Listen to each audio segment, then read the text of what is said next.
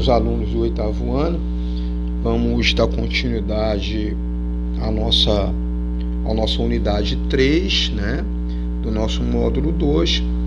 E hoje nós vamos falar sobre o impressionismo e o pós-impressionismo, tá? A nossa aula está baseada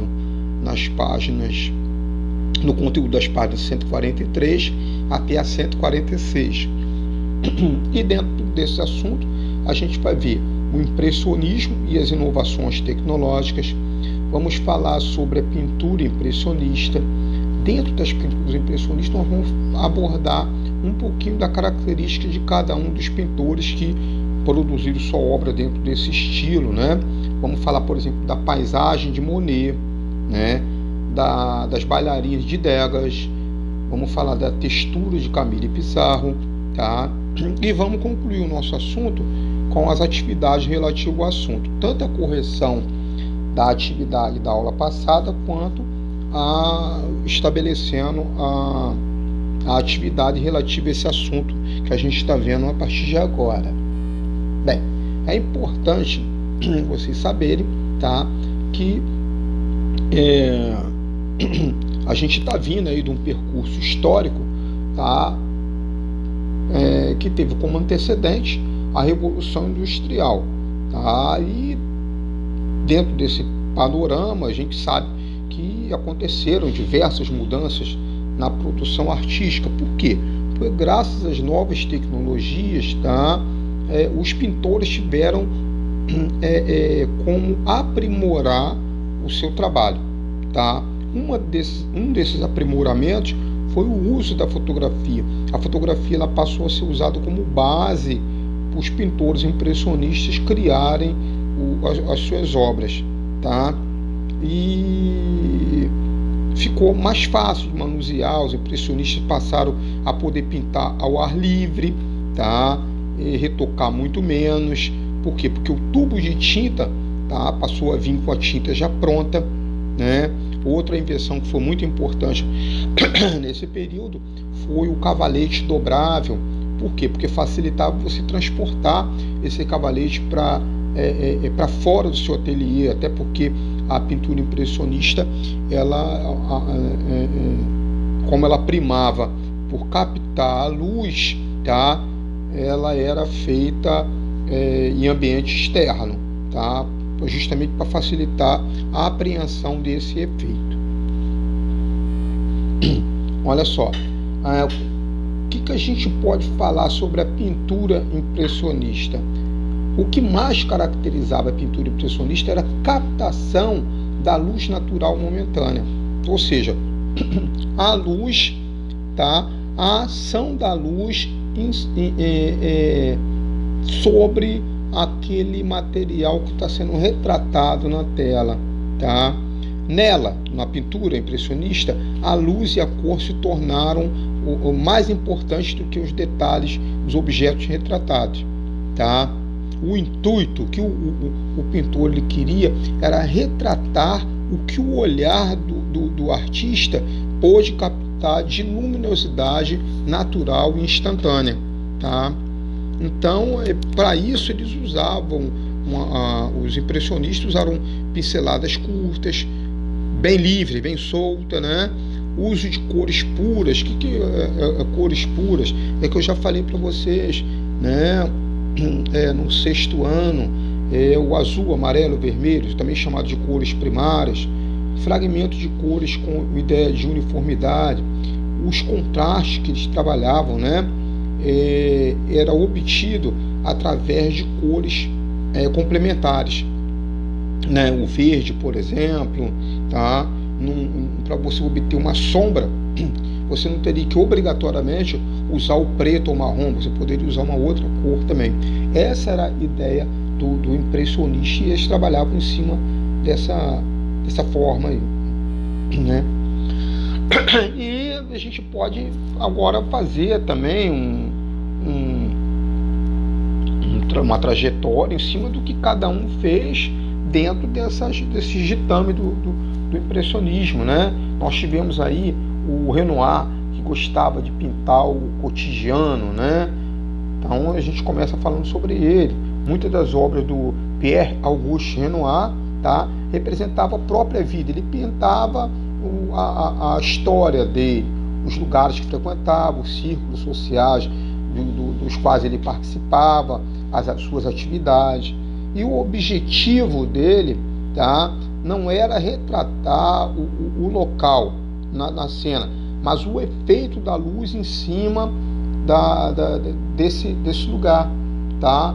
Até porque ele pintava, toda a pintura impressionista, grande parte dela era feita ao ar livre, tá? Então eles tinham isso com ele. O desafio que eles tinham, o desafio mais apreciado, tá, era apreender a luminosidade por meio da pintura, retratar o efeito da luz em cima do objeto.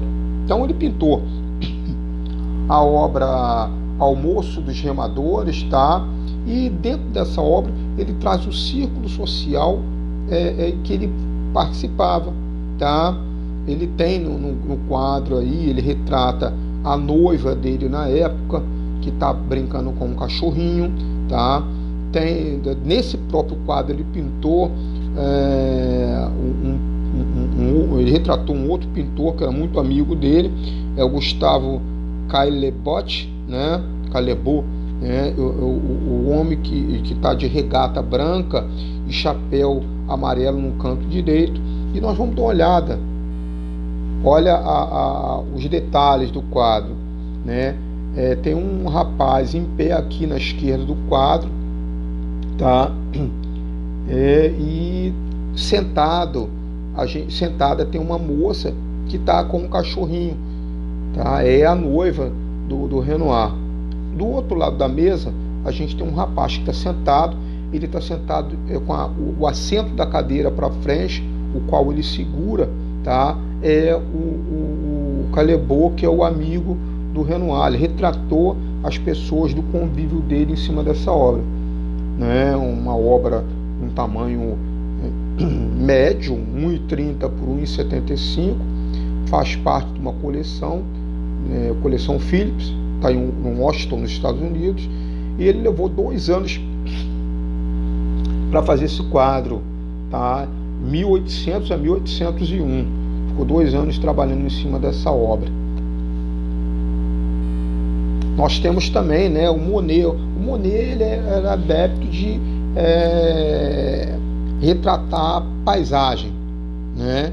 Então o Claude Monet ele pintava em ambiente externo também, muitas das vezes ao lado de Renoir, né, de quem ele também foi muito amigo, e sua obra sofreu influência da gravura japonesa, o ukiyo-e, tá? Principalmente por conta das cores vívidas e dos contornos simples, tá? São conhecidos como figura de um mundo flutuante. Tá? Então, para exemplificar isso daí, tá? O nosso módulo traz a obra O Lagos das Ninféias, Harmonia Verde.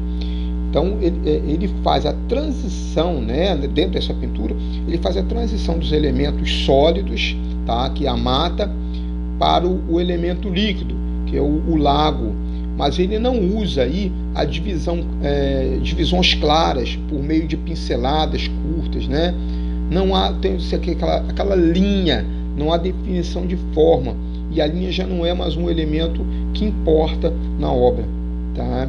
E para orientar-se pela luz, tá, que muda a cada instante em ambiente externo, o pintor trocou o contraste preto e branco por cores luminosas. Ele colocou o brilho da cor para justamente dar a ideia de mudança de ambiente.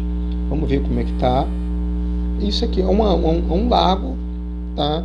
Em cima desse lago tem uma passarela, uma ponte em forma de arco, né?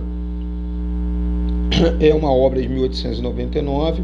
A técnica que ele usou foi um óleo sobre tela. É uma obra de 89 centímetros por 92. Está no Museu d'Orsay, em Paris, na França. Bem, Degas. Edgar Degas é um pintor, né? Teve uma formação totalmente tradicional, participou de exposições ao lado de vários artistas impressionistas, e a obra dele era voltada a retratar a vida urbana. Ele gostava de retratar o dia a dia, o cotidiano das pessoas, tá? Grande parte da sua obra foi pintada na década de 1860, e ele costumava retratar na obra dele o caráter psicológico dos personagens, tá? Então ele construiu uma visão fragmentada da realidade, não era tudo, era uma parte só. E o principal tema dele, ele gostava, tinha a sua predileção, era a dança, em especial o balé, tá? Então ele pintou, né, a obra Dançarina Balançando, também chamado Dançarina Verde, e tem alguns fatores importantes na obra dos impressionistas, tá? Que é o movimento e a cor.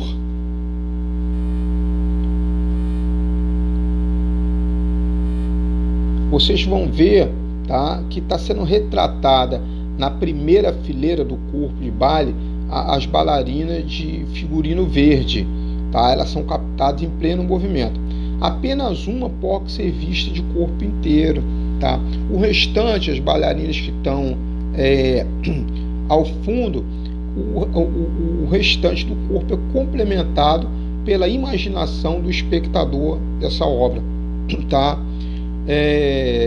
O plano de fundo, né, que tem a bailarina de figurino laranja, elas estão paradas, esperando a vez delas de entrar em cena, tá? E essa é uma obra que a gente pode exemplificar como a obra que sofreu influência da fotografia, tá? Por quê? Porque Degas ele fragmenta e ele acena de maneira a transmitir a realidade, tá? Que por ser transitória, assim como o movimento em dança, é fragmentado. Então a obra dele toda fragmentada. Nós temos aqui, tá, a Dançarina Balançando, ou Dançarina Verde. É uma obra que levou 2 anos a ser feita, para ser feita, né, 1877 a 1879. Até 3 anos, 77, 78, 79. A técnica é pastel e guache sobre papel, tá? Ela é uma obra de 64 por 36 centímetros, tá? Tá no Museu Nacional Thyssen, tá em Madrid, na Espanha. Aí a gente vê aqui a primeira bailarina, é a única que você consegue vê-la de corpo inteiro, as outras estão fragmentadas. E o efeito que ele dá para ele conseguir o brilho, ele usa o branco, tá, para dar uma ideia de brilho, né, em cima da barrinha da saia das bailarinas, né? Nós temos, né, o Camille Pissarro, que ele trabalhou a textura, tá? Ele foi um dos grandes mestres do impressionismo, né? E tinha um peculiar interesse, tá, em pintar paisagens rurais, tá? Então ele pintou aí a tela Encosta dos Bois de Hermitage, né?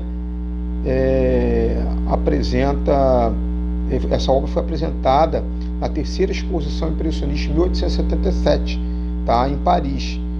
Ela mostra uma encosta de uma região vizinha onde ele morou, tá? A mata, né, ela tem uma textura bastante densa, de forma que você não consiga nem perceber que bem no cantinho da esquerda da tela tem 2 pessoas caminhando, tá? Por quê? Porque é justamente esse efeito, tá? Uma pincelada interrompida, tá? Que forma um objeto não tão definido, mas você consegue ver, tá? É um dos maiores pintores, ele traduz o sentimentalismo na pintura por meio de jogos de luz e sombra, né? Vamos ver a obra do... tá aqui, a Encosta dos Bois, em Hermitage, é uma obra de 1877, 114,9 por 87,6 centímetros. Essa obra está na Galeria Nacional de Londres, na Inglaterra. Olhem que muitas árvores, né, elas quase chegam a esconder uma edificação ao fundo, e na parte esquerda, onde tem esses dois traços fazendo curva aqui embaixo, lá no pé da árvore, a gente vê que tem duas pessoas caminhando ali. Tá? É uma das características do Camille Pissarro. Bem, para concluir, eu gostaria de fazer a correção da atividade da aula passada, né? E está pedindo o seguinte, o nosso exercício. Com base em nossa aula, resolva a questão da página 144 de nosso livro. A essência da pintura impressionista estava, né, nas emoções carregadas de que a cena provocava no artista, na captação da luz momentânea, na retratação da realidade de forma científica ou na representação de cenas mitológicas revisitadas. A questão correta é a questão B, a opção B, captação da luz momentânea. Está lá marcado com um negrito, né, a captação da luz momentânea. Essa é a resposta correta da nossa questão. Tá? Bem, para a aula que vem, eu vou estar passando uma questão para vocês, vou pedir para vocês resolverem num caderno, ou pode resolver também no livro, né? É uma questão que pega o seguinte: com base em nossa aula, resolva a questão 1 da página 152 de nosso livro. O que essa questão está pedindo? É uma questão dissertativa, né? Vocês vão ter que escrever, e ela pergunta o seguinte: qual era a principal fonte de inspiração para os pintores impressionistas? Tá? Então, qual era a fonte de inspiração para os pintores impressionistas? O que era importante para eles captar? Tá? Então, na próxima aula, nós vamos vir com a resposta para essa nossa questão. Eu vou terminando por aqui. Por hoje é só. E até a próxima aula. Um abraço para vocês.